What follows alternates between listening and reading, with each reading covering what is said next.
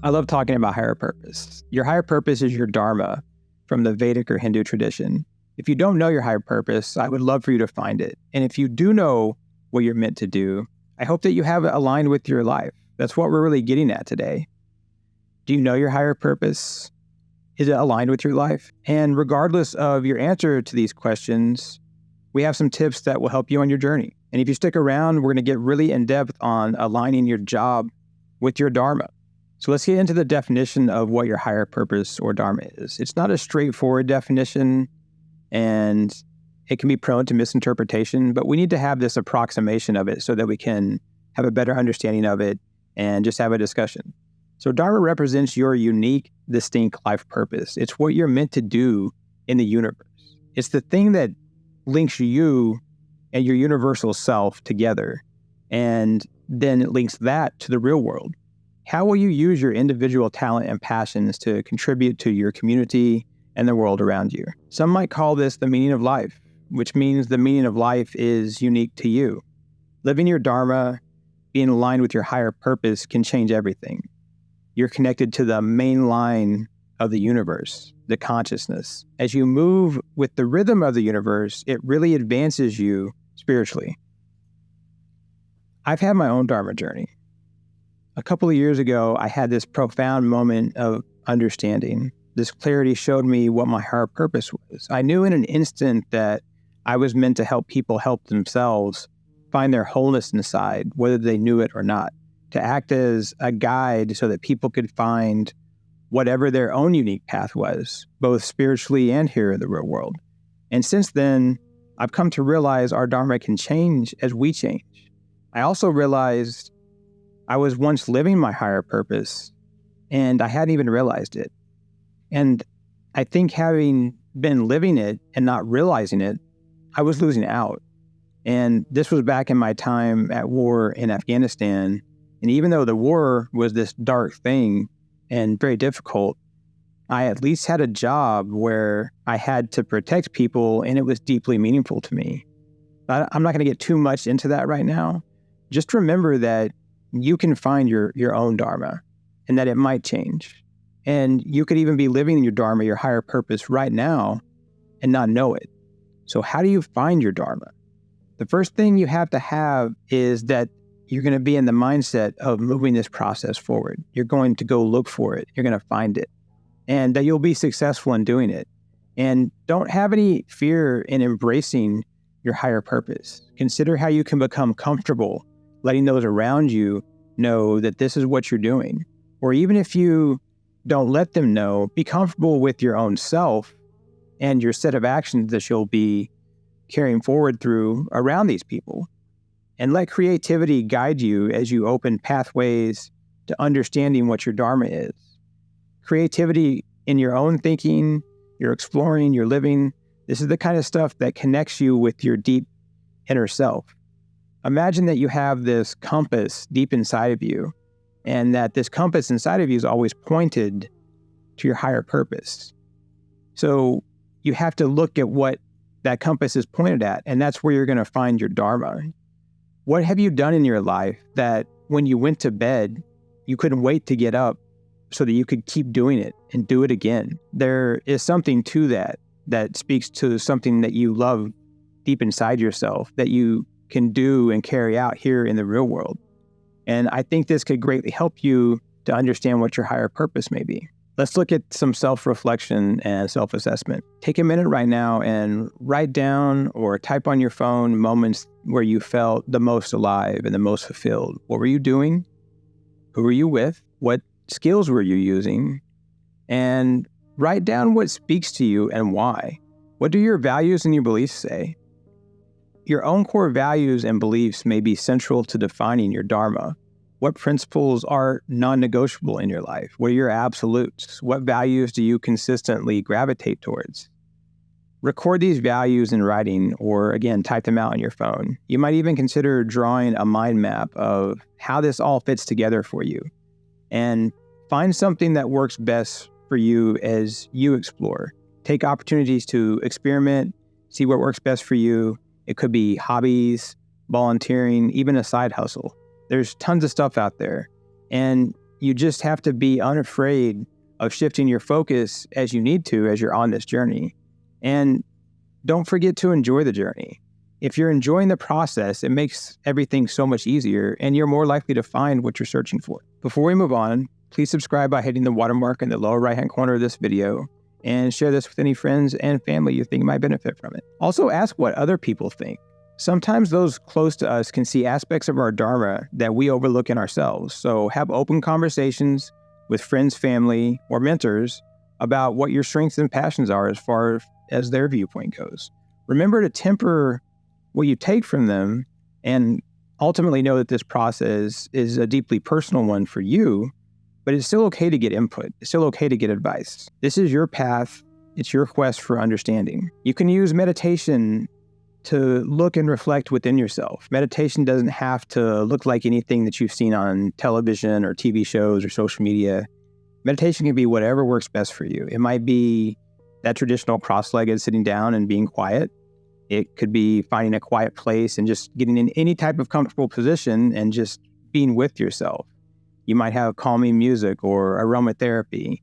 Breath work and stretching can be these extremely useful things to get into this more Zen-like state where you get more in touch with that inner self. That's what this is all about, getting in touch with your inner self.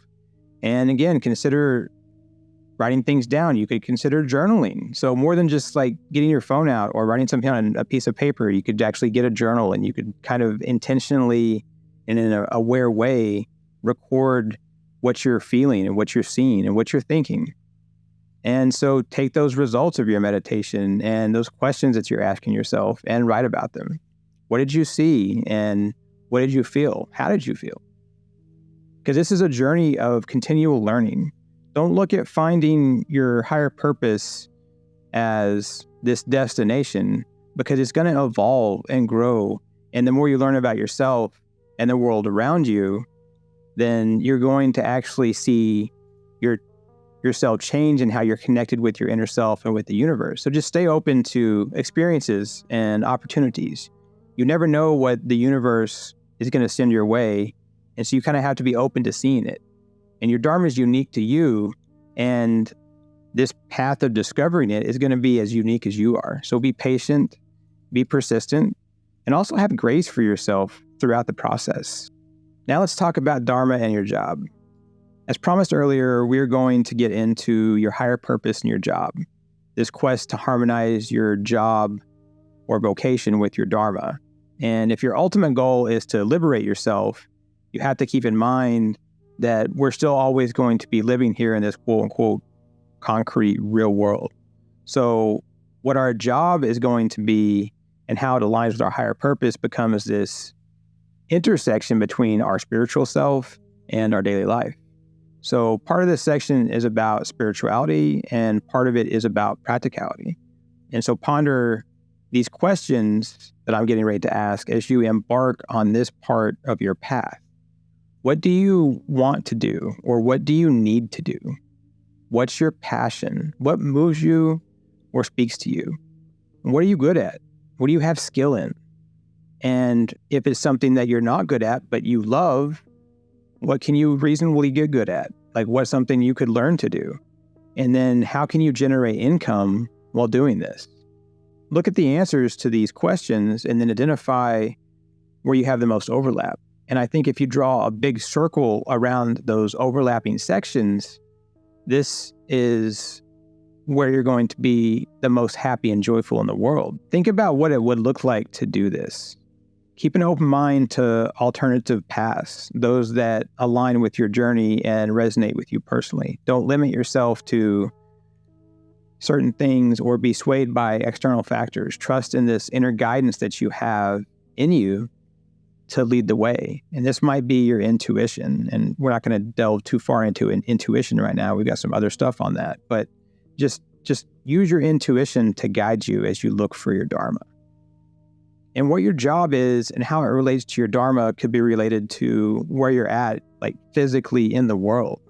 Consider the possibilities of a job that takes you to places that you love. It could be in the mountains, the ocean, a lake, the forest, a ranch. It could be the desert, an island, or anywhere beyond, anywhere in the world. The options are truly endless. Don't be afraid to pursue a job in a place that inspires you. Even if the job itself may not be your ultimate calling or fully aligned with your higher purpose, does it take you where you want to be and need to be? I think these are important questions. This is where the complexity of aligning your Dharma with your job comes up. And you can utilize those points from earlier to see if you are aligned in all those different things that you want so that you're as close to living your higher purpose as possible. Make lists and brainstorm and consider all the possibilities. Your work environment is incredibly important. So consider the possibility of finding a job where the most important factor is a positive and relaxed work environment. You'd be surrounded by supportive colleagues and coworkers, and this place might serve as a haven as you're continuing on your journey. Even if the compensation isn't the best or might not be your primary concern, maybe it brings you the most happiness.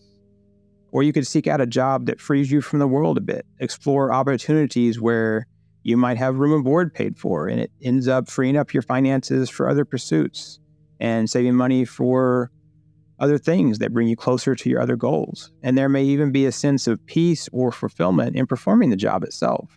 And this could include finding a job that fits with your natural circadian rhythm. Say that you're a person that likes to be awake at night and is a night person. Maybe you find a job that overlaps with that so that you're living in rhythm with your own body. I think all this is about eliminating resistance in our lives, creating this free-flowing version of our worldly and spiritual self, where our worldly self and our spiritual self are moving together in harmony. You could become a nomad. This isn't as easy as a lot of people make it out to be, but you can still investigate the possibility of doing remote work and becoming a digital nomad. It doesn't have to be that you become a digital nomad. The trade or skill you choose to use might just be something like teaching or another local job in that country. So it could be remote work. It could be something specifically local to this destination that you want to go to. But regardless, you could think about relocating to an affordable foreign country that has a favorable exchange rate. Don't limit yourself with negative self-doubt that you could never do this. Many people successfully pursue this path, even if it requires learning a new skill, and that itself may take some time. It may well be worth the effort to you. It might free you. I think it would be irresponsible if we didn't talk about the benefits of financial stability. Consider the prospects of finding a job that not only provides financial stability, but also affords you the freedom and flexibility to walk the path that you want. This could be your current job where maybe you're not in love with it, but if you recontextualize it and have some acceptance around it, then you're able to take opportunities that exist to do the things that you want. And so I think that's the question you have to ask. What opportunities do exist for you to earn an income while also prioritizing your growth and well-being? And so what I'm saying is that sometimes you take the job that pays what you want, and then with intention and awareness, you create a life around it that is aligned with your higher purpose or your Dharma. I will say, though, this is a tricky proposition if that job doesn't truly align with your Dharma. So I would definitely work through all the options before deciding that this is the path for you. Because having a job that does fully align with your Dharma and do something that you love every day is going to be this extra joyful, extra special experience for you. So just keep that in mind. There are some other more asymmetric options. You might consider venturing to exotic or challenging locations around the world. There are often high-paying jobs and opportunities to be found in these places, or meaningful volunteer work where you can help people that are most in need. But exercise caution if you're going to make kind of a leap into an adventure like this, and make sure that you're making informed decisions. There's jobs out there from soldiers to contractors, or just joining the Peace Corps. There are individuals who have discovered meaningful and rewarding work in completely unexpected places. It's ultimately a combination of certain parts of all of this. There is no one right answer, and those parts are completely your choice. Do you want to live in a certain place, be near a certain environment? Do you want a certain atmosphere at work? Maybe laid back or easygoing, or just maybe out in the open, outside? Do you want to be someone that has a job where you have your room and board paid for Or maybe that you have this great paying job that you don't love, but you feel like it gives you the freedom outside of that job to completely pursue your higher purpose and your Dharma and live it how you want.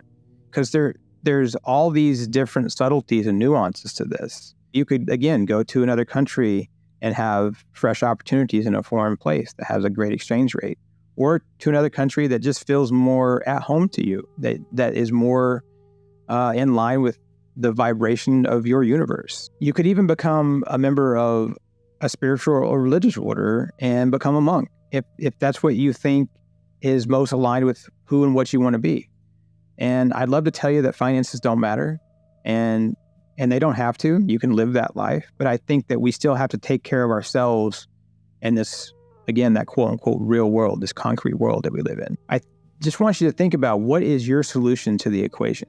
This is core values plus your financial stability, plus your job, plus your work location and time. And I think that you have to see how that equals you living your Dharma and your higher purpose. How do you arrange all that? And we kind of talked about it. You have to think about that on your own, discuss it with yourself, and you probably even want to discuss it with those people that are closest around you. And that leads me into thinking about the impact that living your Dharma or higher purpose has on your family. If you have a nuclear family or friends, you might have to consider how all of this works in relation to them, because they're a part of your life. And so can you do what you need to do for them and still do what you need to do for yourself? And I think this is difficult. This is where the rubber meets the road a lot of times for people. And I would ask you if you would be happy doing something different. And would your happiness doing this different thing and the joy that it brings you have a positive impact on that nuclear family around you, those people that you spend all your time with? I would love for you to just completely focus on that for a minute.